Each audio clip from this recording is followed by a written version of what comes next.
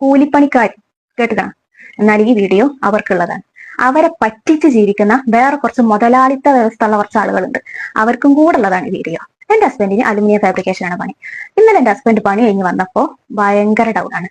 കാര്യം ചോദിച്ചപ്പോ പറയുന്നത് എന്താണെന്നറിയോ? ചില തന്തയില്ലാത്ത ആളുകൾ, അങ്ങനെ തന്നെ ഞാൻ പറയും.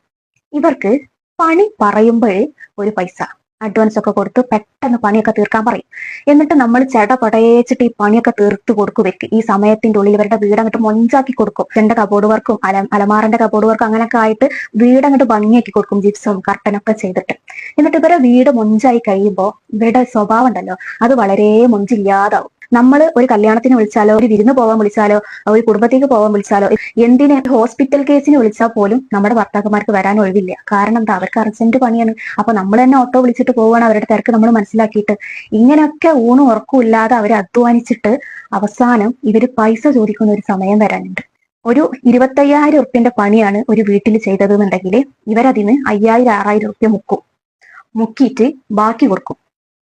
ഈ ബാക്കി കൊണ്ട് ഈ മനുഷ്യന്മാർ എന്തൊക്കെ കാട്ടണം? ഇവരാദ്യം അഡ്വാൻസ് കൊടുത്തൊരു തുക ഉണ്ടാവും, ഒരു 10,000 അല്ലെങ്കിൽ ഒരു 6,000 ഒക്കെ. ആ പൈസ കൊണ്ടാണ് ഇത്രയും സാധനങ്ങൾക്കുള്ള സ്റ്റോക്ക് എടുക്കുന്നതും വർക്കുകളൊക്കെ ചെയ്യുന്നത് പൂർത്തിയാക്കുന്നതൊക്കെ. ബാക്കി ക്യാഷ് ഈ പണി കഴിഞ്ഞാലാണ് കിട്ടുക.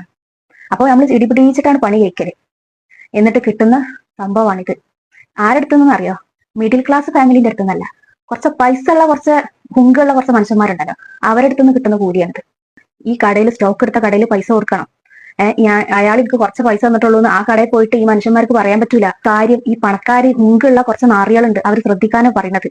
നിങ്ങൾക്ക് പണം ഉണ്ട് വിചാരിച്ചിട്ട് എല്ലാവരും അങ്ങനല്ല. നിങ്ങളുടെ വിരിപ്പിളക്കാനല്ല അങ്ങോട്ട് വരുന്നത്. നിങ്ങൾ പറഞ്ഞ ജോലി നമ്മൾ പറഞ്ഞ പൈസക്ക് ഓക്കെ ആയതുകൊണ്ട് അത് ചെയ്യാൻ വേണ്ടിയിട്ടാണ് വരുന്നത്. അവസാനം വരുമ്പോ ഈ തന്തയ്യായ്മത്തരം കാണിക്കുന്നുണ്ടല്ലോ. പണിക്കാർക്ക് ഒരു കുടുംബമുണ്ട്, കുട്ടികളുണ്ട്, ഭാര്യയുണ്ട്, ഉമ്മ ഉണ്ട്, അവർക്കും ജീവിക്കണം. ഇവർ ഈ പണിയെടുത്ത് കൊണ്ടുപോയിട്ടുള്ള പൈസ കൊണ്ടാവണം ആ വീട്ടിലത്തെ ചെലവ് നടക്കേണ്ടതും. പണക്കാരെ വീട്ടിലൊക്കെ പണിക്ക് പോയാല് ഒരന്നത്തിന്റെ വള്ളം പോലും കിട്ടൂല. ദാഹിച്ച് വലഞ്ഞാലും നമ്മൾ പോയിട്ട് വാങ്ങി കുടിക്കണം, അല്ലാതെ ആ വീട്ടിൽ നിന്ന് ഒരാളും കൊണ്ടുവന്നിരില്ല. പക്ഷെ ഒരു മിഡിൽ ക്ലാസ് ഫാമിലിയിൽ പോയി നോക്കി പണിക്ക്, അവിടെ വെള്ളം തരും, അവിടെ ചോറ് തരും, വൈകുന്നേരം ചായ തരും. നമ്മൾ വേണ്ടാന്ന് പറഞ്ഞാലും അവർ കൊണ്ടുവന്നരും. നമ്മൾ മനുഷ്യനാണ്, പണിയെടുക്കുന്നത് മനുഷ്യനാണെന്ന് ഒരു മനുഷ്യനക്ക് ഒരു മനുഷ്യനുള്ള കണ്ടറിവുണ്ടല്ലോ, അതാണത്. ഒരു വാപ്പാന്റെ സ്വത്തുകൊണ്ട് പൈസക്കാരായവരുണ്ടാവും. അവർക്കാണ് ഈ അഹങ്കാര ഹുങ്കൊക്കെ. കഷ്ടപ്പെട്ട് അധ്വാനിച്ച് പൈസ ഉണ്ടാക്കിയ ആളാണെന്നുണ്ടെങ്കിൽ ഒരിക്കലും ഒരു പണിക്കാരനോട് ഈ നീതിയില്ലായ്മ ചെയ്യൂല. നിങ്ങൾ പറഞ്ഞൊരു കരാറിലുള്ള ഒരു പൈസ വേണമെന്നുണ്ടെങ്കിൽ അത് കൊടുക്കുക.